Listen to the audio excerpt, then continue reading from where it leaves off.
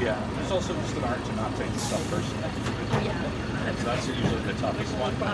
That be noted or a comment or a request, and even sometimes it's phrased badly. Space Center, the home of Mission Control for over 50 years.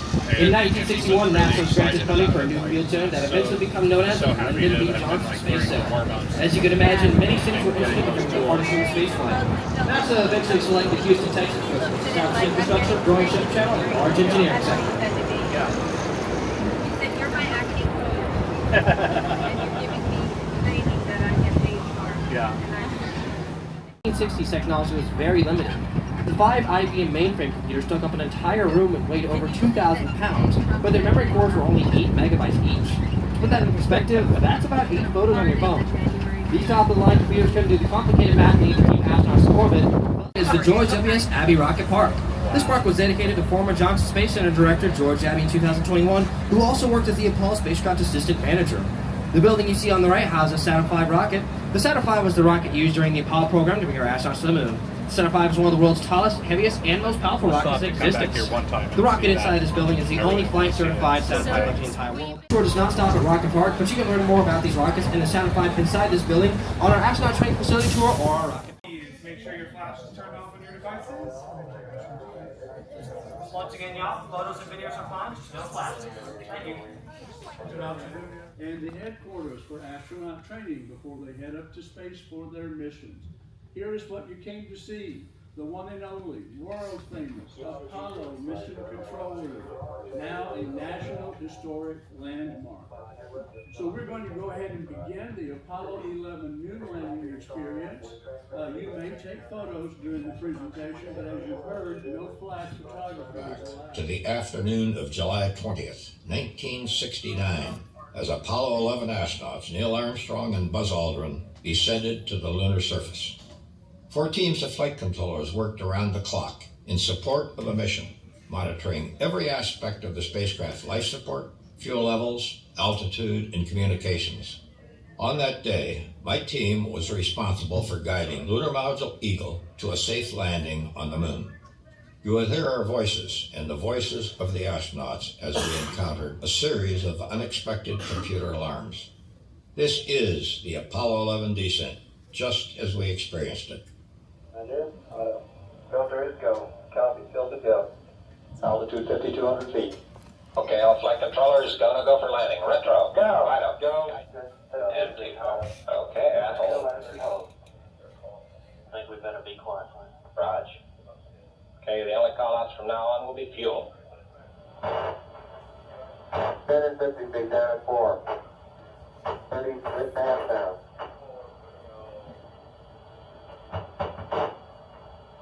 Your tank gun horizontal velocity. 10 feet down, 3.5. 47 forward. Hold up. 1 minute. Yo, AGC. Go. Program 66, did you copy? Yes, we did. No readouts, Roger. I'm good for you, but we can't talk before that. I just had it. We're not listening. Empty shadow out there. 50 down at 2.5. Have you gotten to see any of the launches? No, I have gone, but launches have been scrubbed. That was during the space shuttle era when I was still employed and I couldn't hang around for 2 weeks.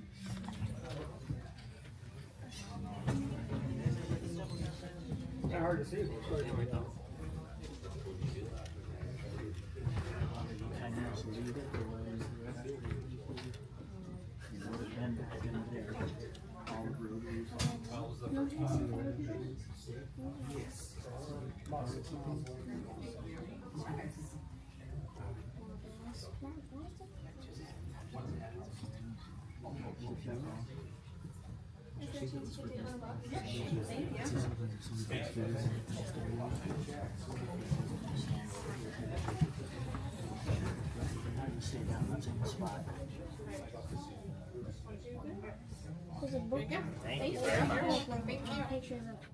This room was used all the way up to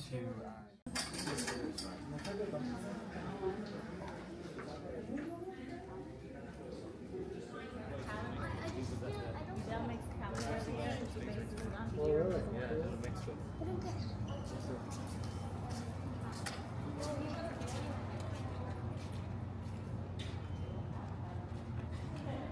Here we are. I actually worked there my summer between second and third year of college, like as a summer job, and I just worked in the shop. Looks like it might get some more rain here. Yeah, it's so funny. Like, and I was like designing something. This is the ISS in 2017, and more recently to the ISS again in 2024 with the Crew 8 capsule. With this technology, reaches an astronauts in space more frequently at much lower cost, so frequently that just recently SpaceX had its 286th launch for this very rocket. This will become especially important as we establish an orbit preparation for the shuttle's next launch.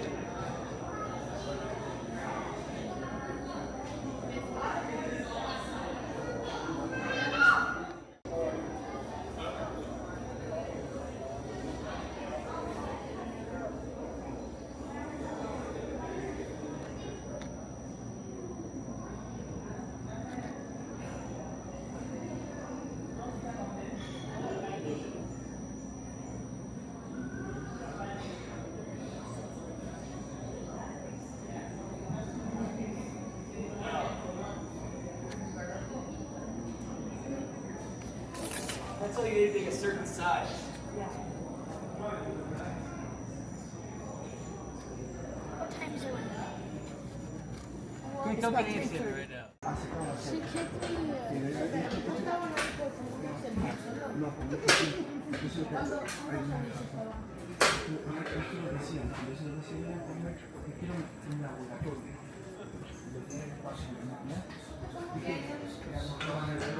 Ah, lo vimos en ese en el mundo. Acá, hacia alrededor.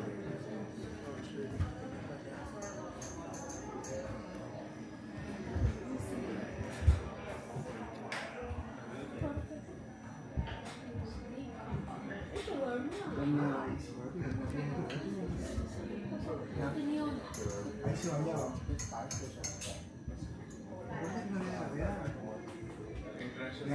Comida allá arriba. Pero no dice. Para hacer ejercicio, el bike room. Pero no decía que tenía. Podía pagar la gravedad.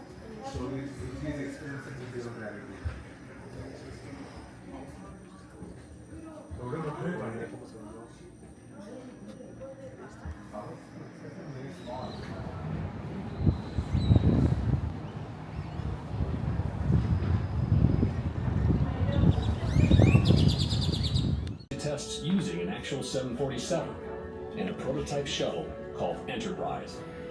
John Kiker's vision had become a reality built from moments of inspiration, followed by years of sheer hard work.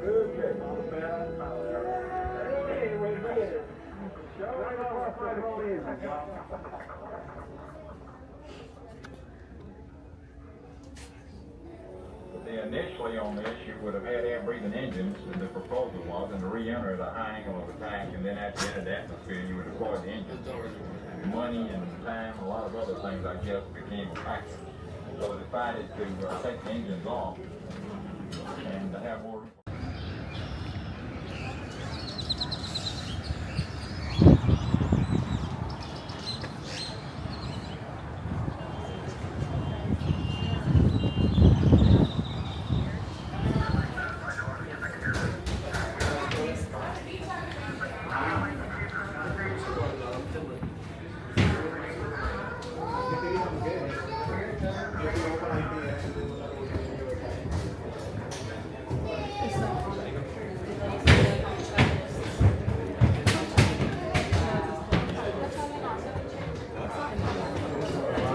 On the flight deck of the shuttle, looking down at the cargo bay. This is more exploratory. This is all cargo thing that comes up and out.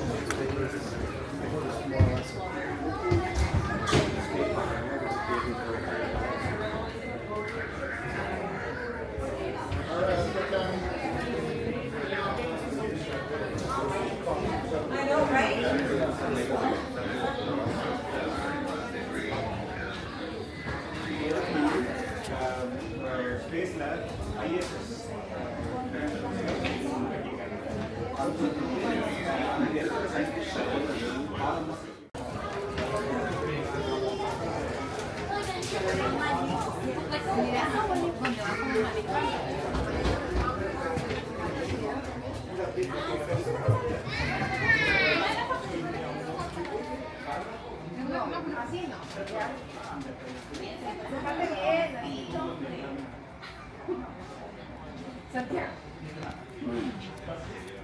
No, así. Eso. Aquí, ¿ves? ¿Ves?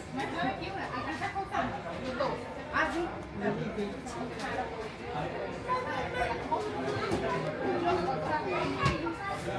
Can you imagine knowing where all this stuff is and it's just like, whoa, I think you forget one thing. It's open.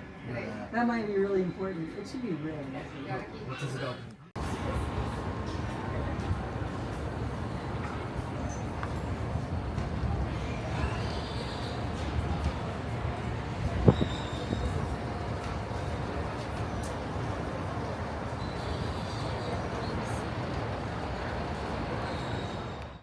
I guess it would help if I turned it on. Like I forgot to push the record button a minute ago. Anyway, I just want to show the size of the tire I'm standing next to. This is a 747 front tire. And I'm going to flip it around here in just a second and show you what the underbelly looks like. Looking toward the tail as soon as some people move out of the way. Now that's looking back toward the tail, and you see all those wheels. Again, this is the bottom of 747. It shuttles the shuttle.